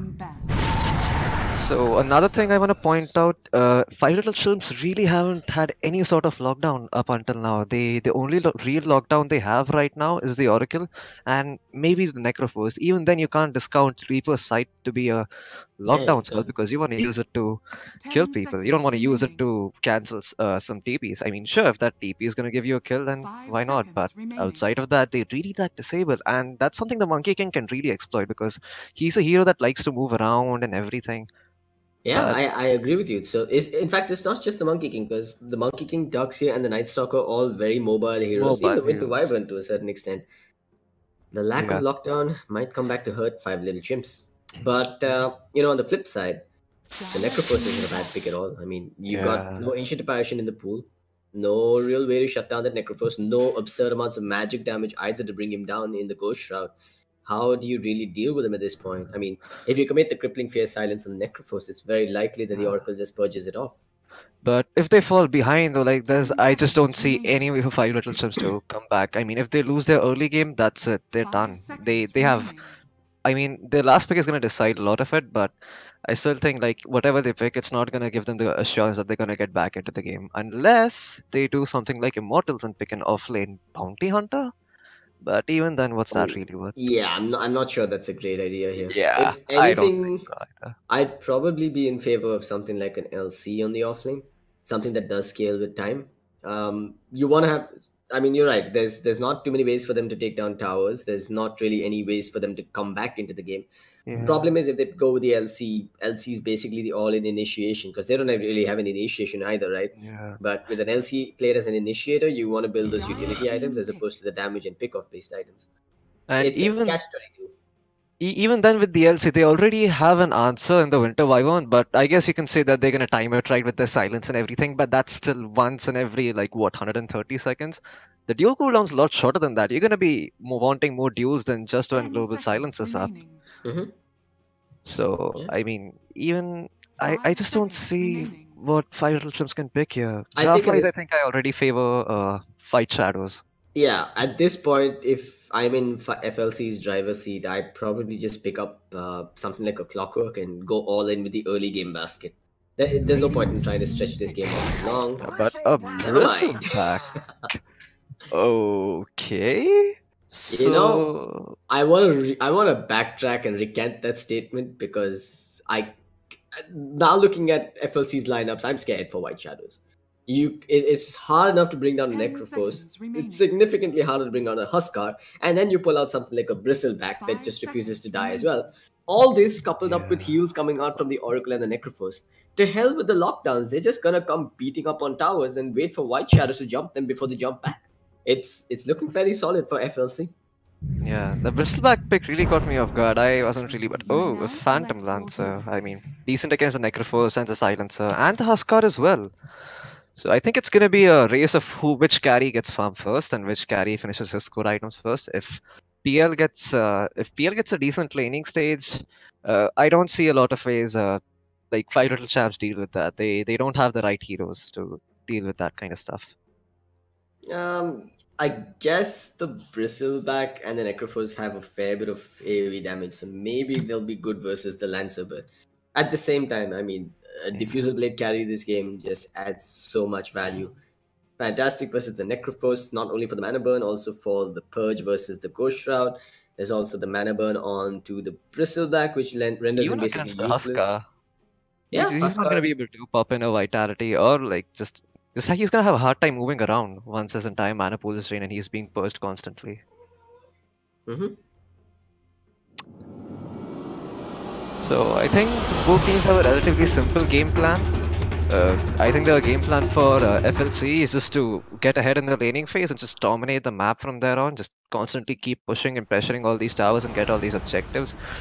Whereas for White Shadows, it's kind of like play a little defensive, get your farm, and you have the better late game. So you're gonna win that in that scenario. I kind of disagree with you. I wouldn't say that White Shadows has categorically the better late game, because I don't really think you can ever discount the potential of a Necrophos in the super late game phase, let alone the Bristleback as well. The problem I see for White Shadows is the moment, if at all FLC has a good start, and you know, if that Huskar isn't shut down too early on, it turns into this snowball death machine that just comes taking building after building and basically ends the game before your Lancer can really add any value to the fights. And then you're really just, it's a Hail Mary play that'll save White Shadows, maybe with the vacuum into a boundless strike and whatever you have it on top of it. Yeah. Okay. Anyway, so on the top lane, they're already contesting FLC, White Shadows. The Night Stalker and the Darkseer have moved in. They have their eyes on the rune. I think they can go for this if they want. I don't really think so. I mean, do you really want to go level 1 into a Huskar Oracle when you're banking on the Iron Shell? Never mind! Mr. Kill, bottom lane! Snacks is the one to pick up first blood, and he's not done just yet because the Nile's gonna die, and one more hit trick. Oh, and he does. He falls. Oh, never mind. There's actually no Orb of Venom Slow. That was just the Optic Burn coming out from the Winter Wyvern. So that's 2 kills for Snacks. A Bounty Rune picked up by Honolulu, another one picked up by Snacks, and one picked up by Prodigy. I don't think it gets. I don't think you're ever gonna get a better start for White Shadows than this year. Yeah, I mean, at this point, they've kind of already won the Monkey King's lane. Like, he's gonna get the Orb of Venom and he's just gonna zone the living hell out of Oh my god, I cannot. My eyes are just bleeding at this point. So Dino on the Necrophos decided it's a smarter idea to go pick up the Bounty Rune and come back into the lane than as opposed to going and taking lane EXP. Oh my god, he lost the range creep. He's already got a half a level lead on the side of Prodigy. This is not good at all for the Necrophos. The top lane is quite interesting. They're dual laning with the Darkseer. Oh, and Snacks picks up another kill with the bottom lane. And they're gonna get to the Nile as And they're well. gonna The get Arctic to one the slows, one more hit ought to do it, and deep, and he doesn't care. Hit the creeps? Ah, never mind. Cold Embrace is there. Nice save by Winter Wyvern there. You know, Bristol could be in trouble once again because that Boundless Strike is coming back in 5 seconds and he's still got 3 stacks of Jingu Mastery. I'd be worried for Harvey then. He's still level 1, so he's got no back to protect him either. Only his squills. 4-0 in favor of White Shadows right now. They have taken the lead and quite commandingly at that. We're also seeing a rotation at mid with Night Stalker wrapping around on Dino. And I think this is Dino's time to die.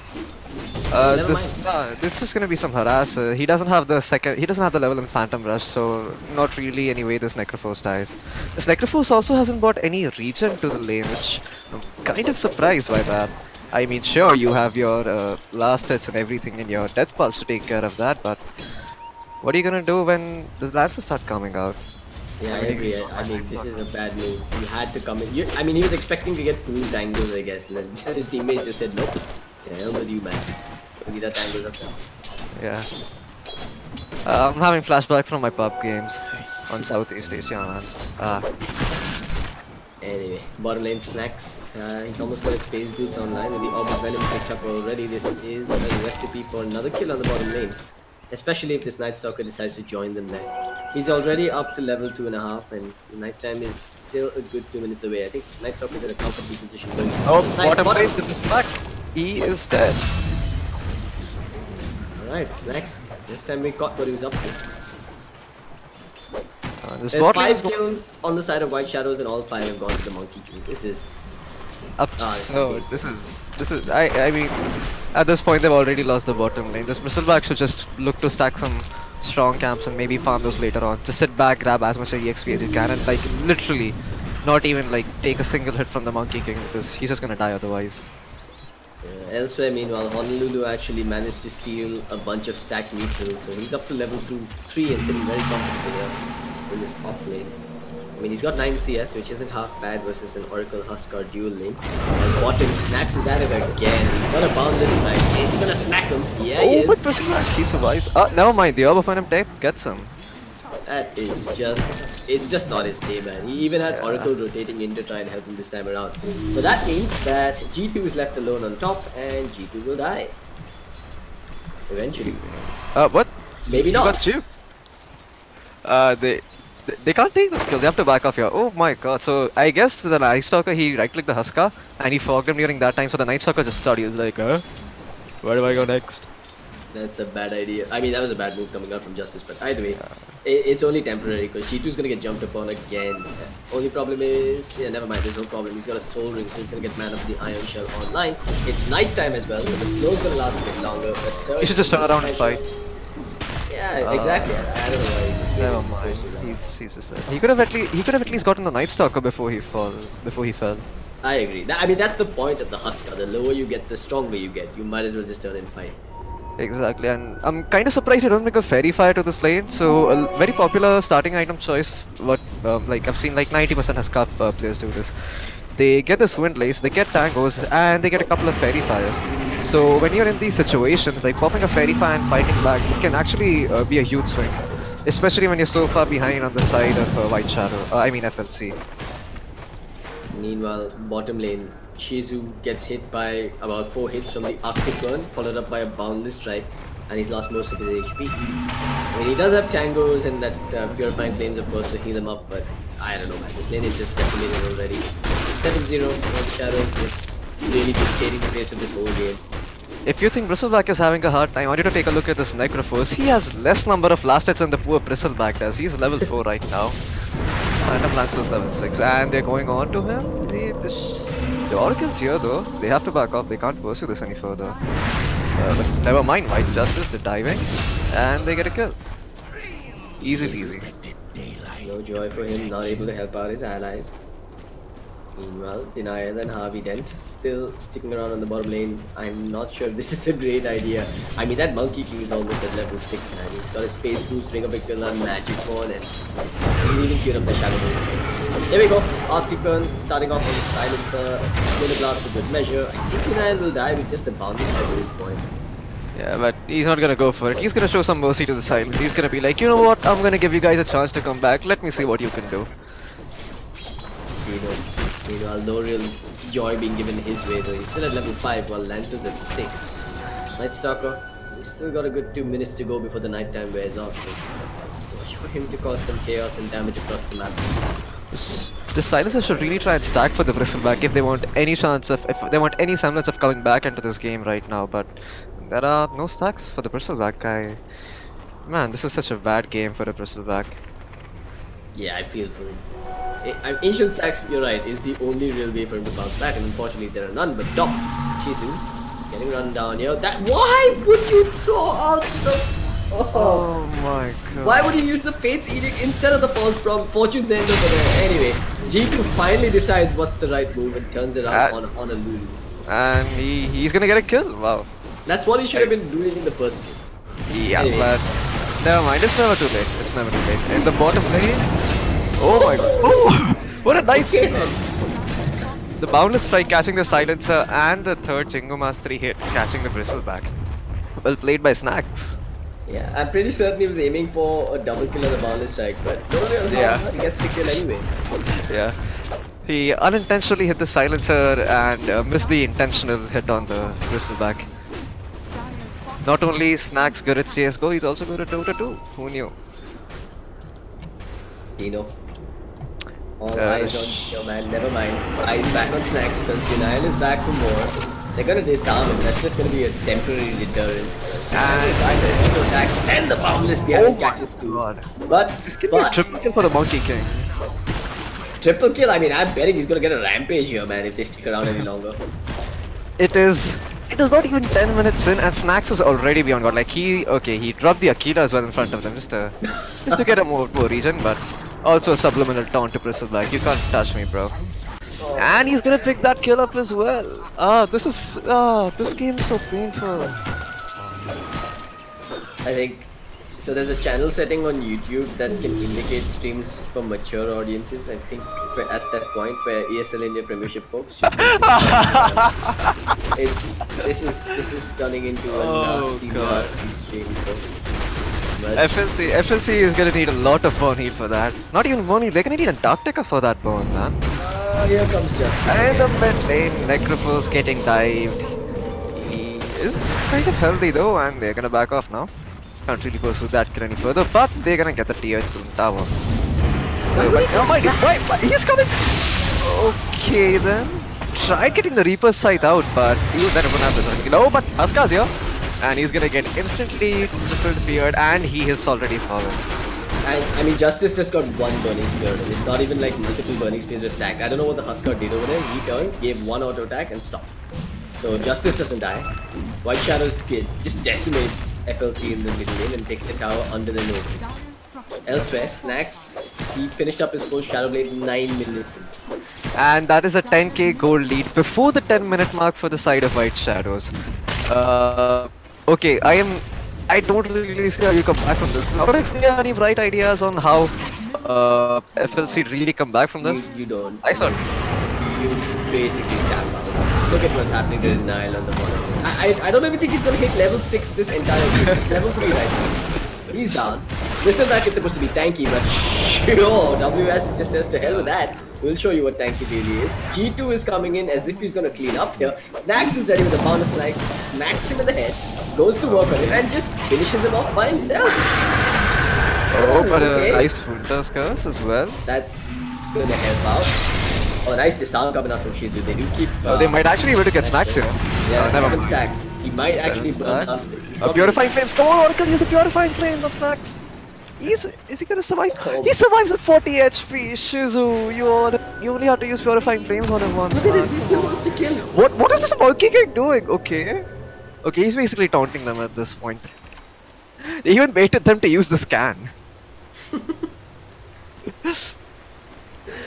I'm not really sure what FLC can do here. I guess this point I know of what banking on like can do. They can run into the fountain as 5 and just like give them a chance of coming back. Be like, you know what, guys, let's make this stream a little bit more entertaining.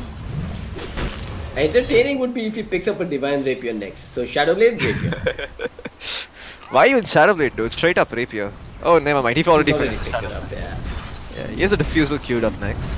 I mean, it doesn't really matter what he goes for at this point. They've already, I'd say, I mean, it's not really a long shot. They've already won the game at this point. As much as I don't like to say that. Yeah. I mean, 20 to 2, 13k net worth lead. Maybe, just maybe, if they get the Global Silence online and, you know, start taking smoke moves, get some Reaper side kills every now and then, you could turn it around. I mean, Monkey King has a lot of money on his head right now, and a kill on him would be worth a fair bit for FLC. But I mean, they didn't even buy a single smoke at the start of the game. On the receiving end of the board. Justice is running at him with a double damage rune. G2, you're not a healer, man. Stop it. You're not a support. Let him die if he has to. Okay then. FLC wants to fight, but Honolulu and Destiny are ready again. They have the Winter's Curse. They have the vacuum available. I mean, their confidence is also completely shattered. You can just look at them. They're 5-manning at this point, basically. They're just so scared. The only guy who's not there is Bristleback, just trying to get some farm on this bottom lane. Yeah, I think that's the right move from him, man. It's about time he stopped and took a breather. Anyway, G2's gonna get jumped on. Watch for Shizu with the sound. Let's get it off now. There we go. Let the blast slow. Turn around and fight, Huskar. What are you doing? I don't know what he's doing. He just chose to run. That's not how you play Huskar, especially not when there's an Oracle next to you. Problem is Oracle's not even level 6, so I guess he's not banking on his allies at all. But yeah, this is not how you play Oracle Huskar anyway. And that's not how you play Huskar by itself either. At this point, you just turn and fight and take a man down while you're fighting. It's worth a lot more money to trade them for once in your favor. Exactly. I mean, the best chance is probably just turning around and fighting, making sure the Necrophos or the Bristleback, one of those two survive those fights, and from there, maybe if they're lucky, they have a fighting chance. I mean, I hate to say this, but it feels like FLC are not a team that has the caliber to go toe-to-toe in the Masters League. White Shadows are a team that's gone on LAN, and I mean, they've done well on LAN, or rather they've shown signs of doing well on LAN, and they're clearly outmatched here. And it's not like White Shadows are the top team in the Masters League either, right? I mean, I would rate them somewhere in the middle of the pack here. Yeah. I think shudder to think what's going to happen the moment FLC plays aggressive 5. Oh, are they going to be playing aggressive 5? For Eventually they're going to have to, yeah. They're Oh all in the my Masters god. League. I can only pray for them, man. Maybe they can get their stuff together by then. And that's what do you call that? A kind substitute for a different word that I'm using. Anyway, Dino, this is what I've fondly termed as garden gaming. He's just walking around the map as if he owns it, just leisurely stroll through the Radiant Garden. All for a month on the other side of the map. I don't know. He doesn't care about this game anymore, man. He's gonna try and TP out after that? Oh boy. I don't know, man. I'm done. Can we cut the board, please? I'm sorry I'm laughing so hard, but man, this is hilarious if you're on the spectator end. I don't even. Anyway, man, FLC. I mean, he's basically... This is one of those games where FLC should know that. I think they're just here for the heck of it. You probably paid for your cyber cafe time. You don't want to. You want to make the most of it. Yeah. Yeah. Because it's a you'd much rather. You'd much rather feel bad and feel like, oh, we could have done so much better instead of actually just getting up and walking away and saving yourself the disgrace. Anyway, mid. Okay then. One punch man in the house. Okay. Nice. Easy beyond godlike for him. He's not died a single time this game, I believe. In fact, there's only 2 deaths on their side. So it's unfortunately been the support and the offlaner that has suffered those deaths. Just your casual 15-minute high ground push coming out from WS. Standard Indian Dota. Yeah. And oh my god, the power. Oh, the Oracle's dead. Never mind. He's not even level 6, man. Get a tome and get your level 6 at the very least. Like, give yourself some fighting chance if you're gonna make the most out of that cyber cafe money. At least justify it, bro. Okay. I've seen this movie before and it doesn't end well for FLC. I don't even know why this game is still on. GP. Damn! 15-minute game. Wow. I mean, this kind of reminded me of the time when you casted my game as a Slug, and the game ended in like 23 minutes when we were playing again. Welcome to the other side of the fence. That's all I can say. Yeah. It's definitely anyway, fun folks, to watch them. We apologize for this, for what just happened on stream. Please don't report the channel for vulgar content. White Shadows has won fair and square, and they were well within their legal rights to do what they just did. We'll see you guys next time. I'm CloudX with Loki. Unfortunately, Loki's cherry has been popped in a very, very nasty way. You guys will never say. That was not a good euphemism. Anyway, see you guys. Bye-bye. Hope you enjoyed the cast.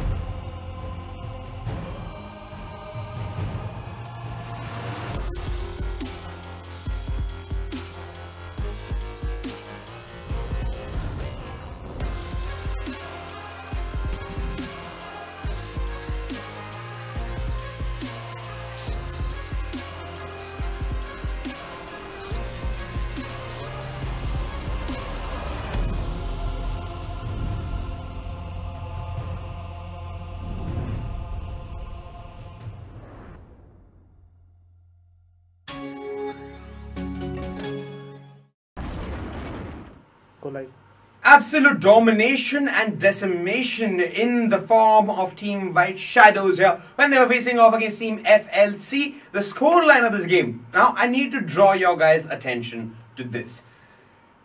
I play Dota 2. A 26-2 scoreline means that the opposition, either point A, left the game and then like it was just like the heroes were just still there in the base, or point B, the players were there. There were people manning the players, but they were busy eating, watching a film, probably John Wick 2, and absolutely not paying attention to what is happening in the game. Because 26-2 is easy enough when you play against bots. I would do that. Like, hard luck to FLC. With all due respect, FLC, much more was expected, and sadly, nothing. And when I say nothing, I mean to say absolutely nothing came out of it. Well, since scorelines don't matter in Dota because it's basically tower defense, whoever finishes off your ancient first is the winner.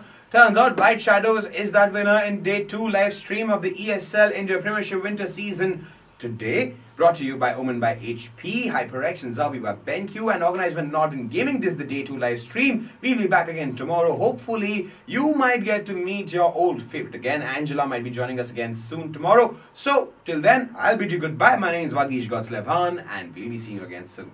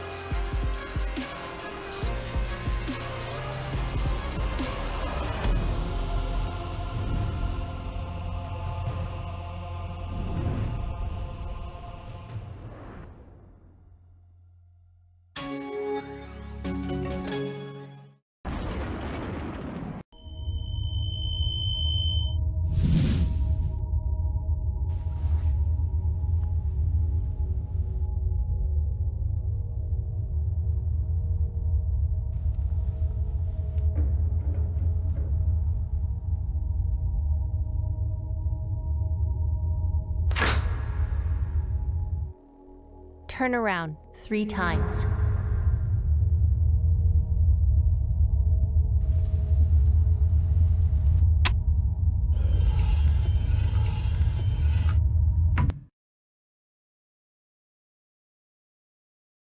Start shooting.